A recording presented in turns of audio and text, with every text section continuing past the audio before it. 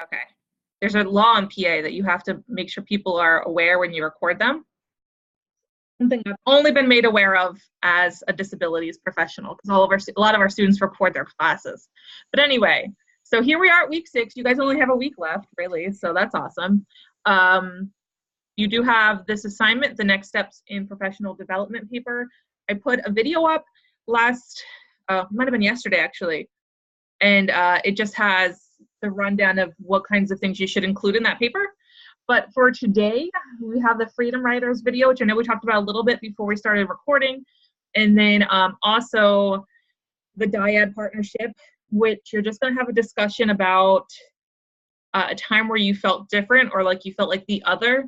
So if you were in a setting and you were the only person who has a different sexual orientation other than straight, or a different race other than white, or a different, just find a time where you felt like the anomaly and talk about that experience of being the other in a group of other people who had something else in common. You become really aware of being like female in your room with all other guys. Like when everyone else is men and you're the only woman, it's really apparent in a way that it never is otherwise. And so you just want to talk about that experience with your dyad partner, because this week is all about diversity and oppression and understanding where your biases might come from. So that's your conversation. Your small group, I'm basically going to assume, is going to be practicing or finalizing your project wherever you are in that. Certainly you don't have to be finished, but I know a lot of folks. This class, this semester, I think is pretty much entirely consisted of people who are really academically strong. So it's fantastic, but I wouldn't even doubt for a moment if some of you guys are like pretty much wrapping things up, whereas other classes I've had, like every group right now is in chaos and nobody had anything done. So I don't think this is that class, which is nice. Another thing to think about is the course evaluation is now open for the full semester. And a lot of you folks gave feedback in the middle of the semester one. End of semester evaluation feedback goes not only just to me, but to the social work powers that be.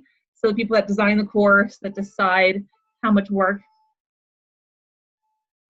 I think a car alarm is going off. It's done. But anyway, so that is basically what's expected for this week. Besides the assignment, you do have a discussion post.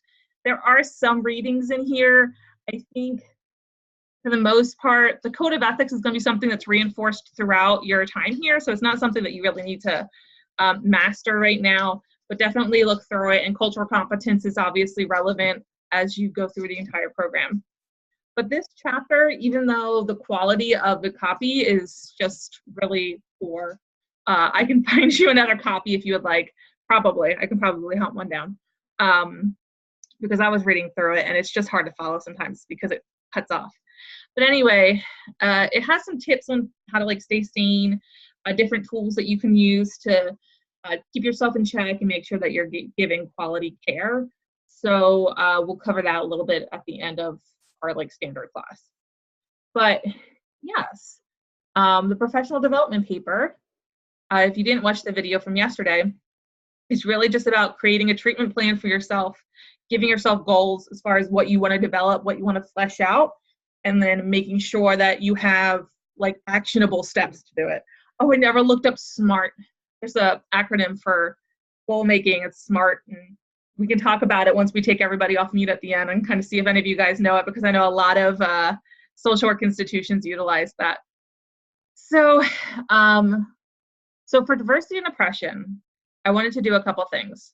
I wanted to start off with this video, and I'm not sure, I have the closed captions on, I always have closed captions on, but I'm not sure that the audio will come through all that clear, but I will play with it, but follow it with closed captioning if you have to. We will see. And I'm sure you guys have seen, there's a viral video that went out about this. So this is a similar version.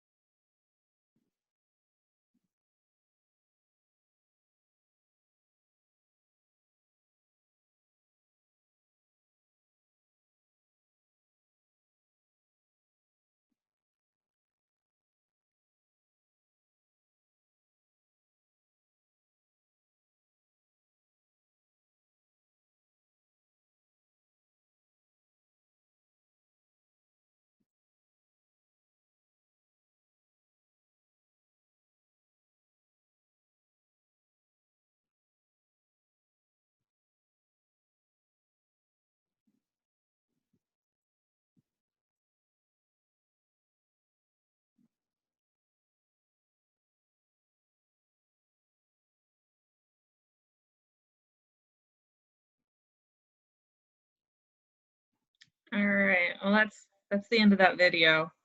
Um, there's a longer version of this video, and there's also one that's done with high school students. That's this high school students one is the one that went viral.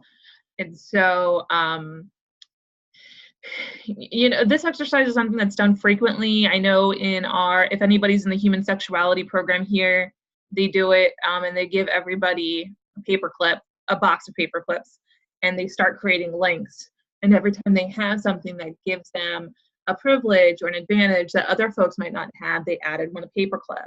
And then at the end, all the students stood up and saw how long their chain was, and the several students are in the negatives. They have constant adversity. They are working with families with low resources, being a minority, being somebody with a disability, and all of those intersections add up to somebody having a lot of struggles to work through that maybe are taken for granted by other people who've never even had to consider it. And so some of the things that we talk about in my specific field with disabilities is you never really have to think about the curb cuts in a sidewalk until you're in a wheelchair. So we did this exercise once with undergrad students, which, those students are like 18 to 20. So, take from that what you will. But, and we asked them how many curb cuts on campus, and everyone said, oh, there should be more, there should be more. And we asked them to guess, and they would guess like 4. And they said, if there were 4, nobody could get around.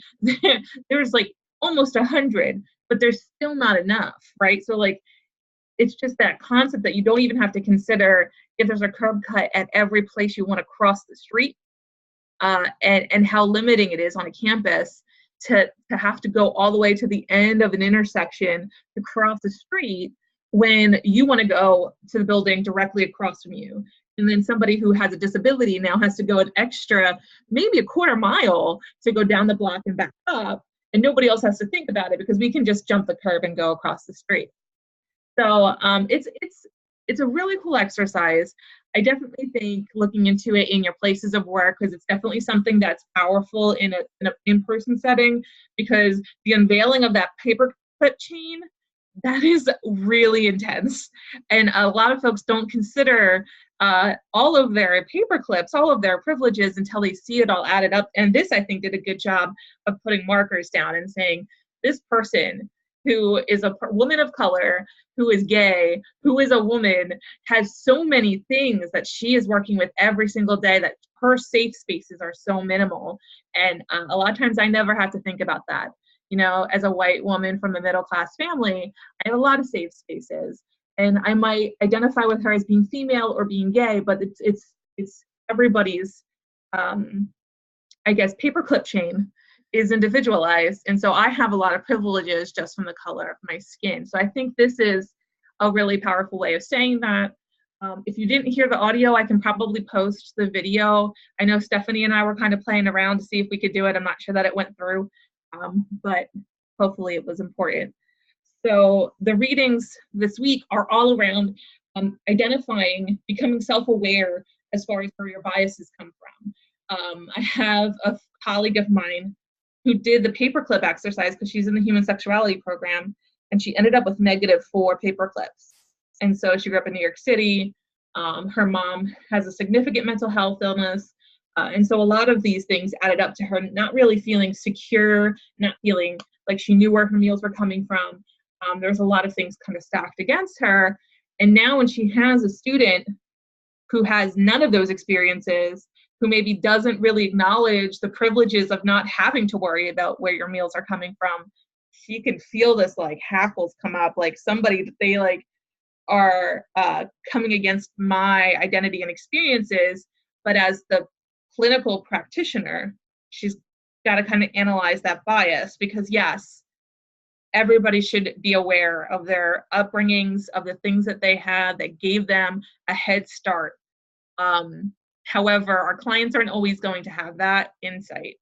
And so how do you feel working with folks who don't have that disposition? What are the tools you're going to put in place when something does touch a nerve? So for that colleague of mine, she ends up coming in and working with me through it, because it's not something that's easy to go on your own.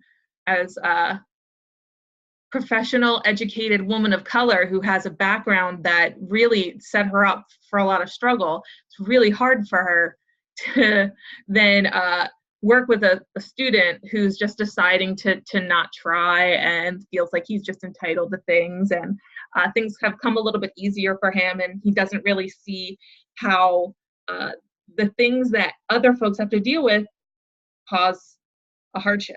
So she ends up working with her supervisor and with me, and we talk through it and we put things in place. So that is where that Dylan Murphy reading comes in. I think I don't have it open anymore, but so this Dylan Murphy reading, the quality is just so bad. But the headings, I think, are important because, and it's crooked, I forgot this, yeah.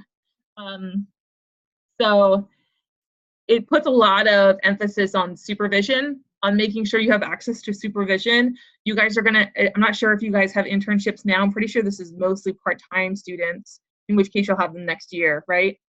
Nods, no? Yeah, next year? Okay.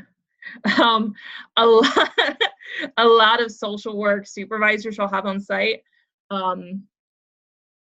We'll have a hard time squirreling away an hour of supervision time. I'm going to implore you to advocate for it. For one, because it's a good opportunity. It's like you don't have a whole lot to lose by advocating for supervision because it's an internship. It's not like a job that, you know, your wages are depending on, unless it's at your job. Mine was at my job. But I think when you're going through your MSW internship, you're going to be juggling a lot. The stress level is going to be way more intense than probably even after you graduate, because you won't be going to classes and you'll be getting paid. So it's going to be kind of a different scenario. In your internship in particular, having supervision is crucial to staying sane. And I understand that a lot of social work professionals that take on that supervisor role don't kind of like follow through with that very well. So definitely advocate for it. Make sure it's a priority. Make sure it's on their calendar, and that it's something that isn't just kind of brushed aside for any other possible thing that comes up on somebody's to-do list. And I think that does happen. I'm just going to have to harp on that. And I had to do it for mine.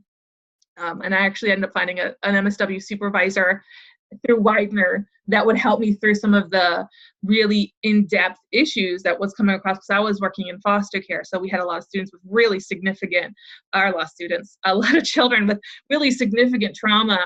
And I wanted much more guidance than I think my supervisor was able to have because of her schedule. So I ended up using an MSW supervisor in addition to try and support that, because I wanted to make sure that I was doing everything I could. So supervision is important. But there's also this idea of finding what's going to work for you as far as keeping your tolerance level up, so that you know you have the patience to withstand some of the more intense personalities you're probably going to see in the field. For instance, today we had a student who came in, and he has a lot of things going on. And so every time he comes in, it's triaging, it's crisis. We have to kind of figure out what's going on. And his voice is elevated and his speech is pressured. And he typically escalates to the point of like just kind of threatening, just like borderline, like alluding to threatening. And so like keeping our tolerance up and knowing how to de-escalate and keeping that de-escalation skill on the constant over and over, making sure we can do it, is really important. But then afterwards, me and my assistant director, we had to figure out how to decompress and put ourselves back in a position to do it again if we had to, because that might happen. And so this reading is really about that, like how to give yourself that room to breathe, to learn what's going to work for you. And a lot of you folks have been working in the field before, so I'm not going to harp too much on it, but I do think it's important to find what works. However, I'm kind of going to harp on it because I wanted us to try something that works with folks with anxiety, which is a really prevalent diagnosis I work with our undergrad students, is anxiety and depression. And so I do a lot around mindfulness, and we have a really like a thorough, I guess, vet program on the undergrad school right there. So we have a lot of vets here. We have some folks who are working with PTSD diagnoses.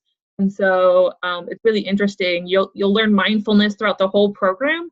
And I think when I first started, I was the first person to be like, oh, whatever, this is malarkey. And then you eventually, I think in your human behavior, which is your next class, you're going to see a video where they're doing it with vets who are hallucinating from anxiety. And so anxiety and stress can do so much besides just like the constant spiraling thoughts and panic attacks. But panic attacks are severe enough, but folks can hallucinate and they can be violently ill and throw up, and like all of these somatic physical symptoms that come up from anxiety are largely empirically proven alleviated by some mindfulness strategies, in addition to therapy, in addition to medication, if that's what that person wants to do. So I do want us to practice that just for a little bit.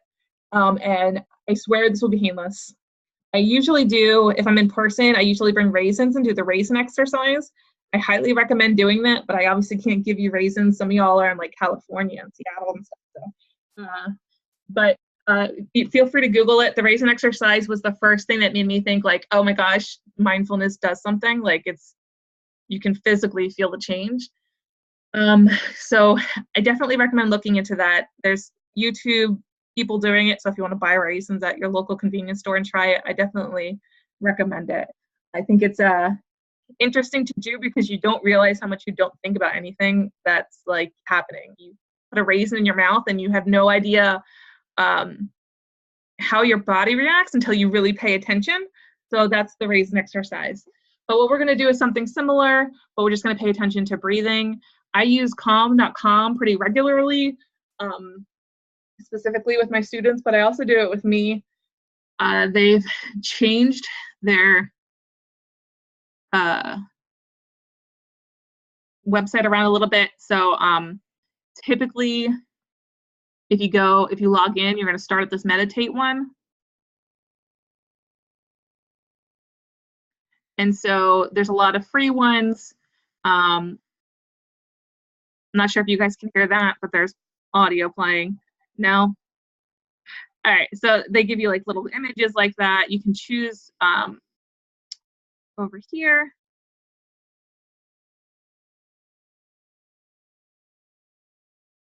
Which picture you like, and it has different audios with it too. And they have guided ones, which for me was important because even now, after meditating for like 4 years, I can't do more than probably 10, 15 minutes max. My mind just moves too fast. So I have to slow down, and I can only do that for so long before I lose patience. So we're going to do like a 3-minute one, which is usually what they tell you to start off with. Okay. So I'm going to narrate you through it because you guys can't hear the audio for it, but I'm going to leave it on one of these pictures because I like them. You know what, this one's not that bad. All right, so I always say with meditation that it's like, that's too much for me, that you get what you put into it. So definitely try to close your eyes and stay in it as much as possible, but know that even the most seasoned meditators, and the person who originally did the raisin exercises, he had done a month-long silent meditation. And I don't know how people do that because I can't stop talking for a month. But it was one of the hardest things he's ever done. But he was able to sustain that for a month.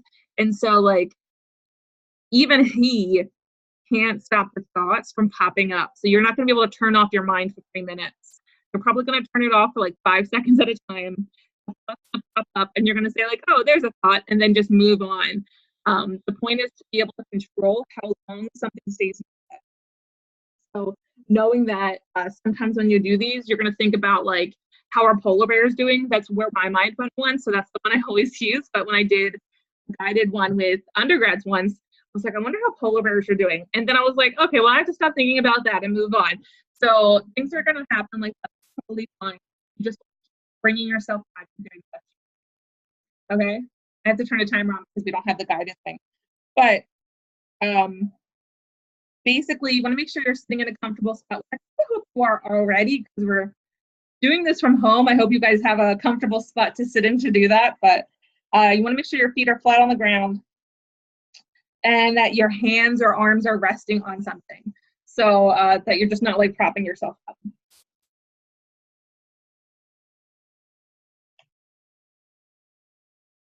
All right.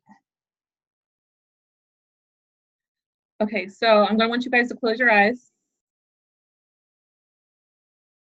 and try and rest your shoulders and let yourself feel the gravity pull your shoulders down.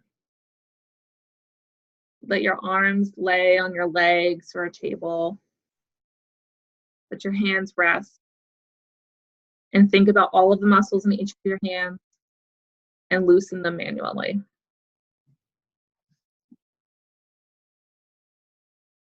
I want you to feel the muscles in your face and jaw and relax them, in your neck, in your eyelids, in your forehead. And once you feel like you're completely relaxed, I want you to take a deep breath in through your nose. And then I want you to breathe out through your nose. Don't feel like you have to change the rhythm of your breath. I just want you to notice it. I want you to feel the temperature of the air as it goes in through your nostrils and follow it down your throat and into your lungs. Feel the hesitation between in-breath and exhale.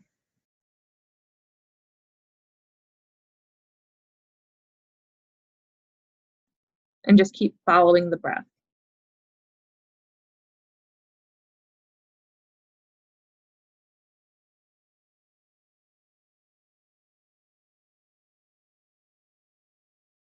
Inhale, exhale. Sometimes it helps for visual folks to think of the air coming in like a tornado.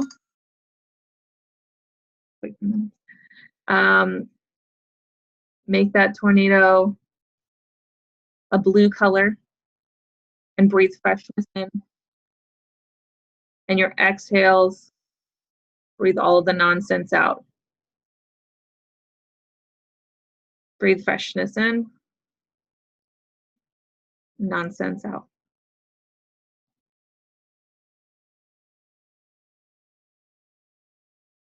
And after your next exhale, I want you to slowly open your eyes and come back into the room. All right, so I have to turn this noise because it's loud for me. So yeah, that's a 2-minute meditation. People find that the ones that work for them are the ones that match their learning style. So if somebody is more visual by nature, which is absolutely the case for a lot of folks, there's guided meditations that are really based around putting yourself in a calm place. So my partner uses that. There's grounding ones where you close your eyes and somebody walks you through the room. So you have to kind of close your eyes and somebody asks you what's in the room, what's the texture of it, what's the temperature like. The point is to connect with all of your senses. So you want to feel like, what does the temperature feel like? What does the wind feel like? What does it smell like? You know, and kind of go down the 5 senses that way. Really the whole point is just to get in the present, because a lot of anxiety is wrapped around what might happen in the future or what has happened in the past. And so when that's the case, there's not much we can do about either of those things. And so putting yourself back in the present makes things more actionable, right? You just do the thing in front of you. I'm not sure if anybody's in 12-step programs in this room, but that's a big motto, is you just do the thing in front of you and take it one day at a time. One day at a time is probably the most common motto, but that's, I think, something that's really important. So that's meditation. It's one bit of self-care that's possible. I am going to, I think that's everything I kind of wanted to cover in today's, I went off of the Engage one, huh? Nope, here we are. Okay, so You guys are doing Freedom Writers today. And so when you do your discussion posts, I definitely want you to consider how diversity plays a role in what happens in that movie, which is, you know, pretty clear. Also think about the group development, what stages they went through. And also that movie is a little bit dated. So if you can think of any ways that it's problematic now that it probably wasn't then, I think that's an interesting dialogue to have. It's totally up to you guys. All right, so I'm gonna open it up and stop sharing my video screen. And then I'll kind of just check in, see how everybody's doing. Everyone's muted. Okay. Everybody feels okay? Yeah, I just have one question. Yeah. Is there a maximum number of sources that we can use for our paper? I would say no. I mean, as long as you are putting enough original content that it's not consistently other people's words. But I think specifically, are you talking about the professional next steps one? Yeah, absolutely. Yeah, I can totally see wanting to utilize that because it is such a huge array of topics. And I know for actionable goals, it's probably helpful to look up what other folks have found to be empirically proven. I'm the first person to be like, let's do science first. Let's do the things that we know work. And so, yeah, no, go for it. Thank you. No problem. Anybody else? I have a question about the paper. Yeah. The last part where you go through the different domains like educational, professional, and personal. Mm-hmm. Those three, are they supposed to be like second headers? Yeah, absolutely. But I think there's like, I'm tripping on my wire. I did one topic and then I talked about how I would improve upon it educationally, professionally, and personally. No, you can do it either way. So if you know you want to work on like cultural competence and this is how you would do it personally, this is how you do it professionally, this is how you do it with an educational goal, absolutely. But I think it makes a lot more sense to do it the other way too. Like educationally, I want to focus on these three topics. Personally, I want to be able to do these two things. And professionally, I want to make sure I have exposure to these specific situations or circumstances. Does that answer your question? Yeah, thank you. Awesome, no problem. Anybody else? No? Really? I was surprised. Okay, fair. Sounds good. Well, you know, you can always email me if you need to. It's completely fine. I think my office number's on there, but I've certainly had students FaceTime calls to talk through things. We can do that too. I think next week is really low key because we're pretty much watching 3 40-minute videos of each other's presentations. So that's the bulk of your content. So this is probably the last like full-length video you'll see from me. Okay? All right. Well, good luck with the papers. And let me know if there's anything I can do. Thank you. Thank you. Bye, guys. Thank you. Thank you.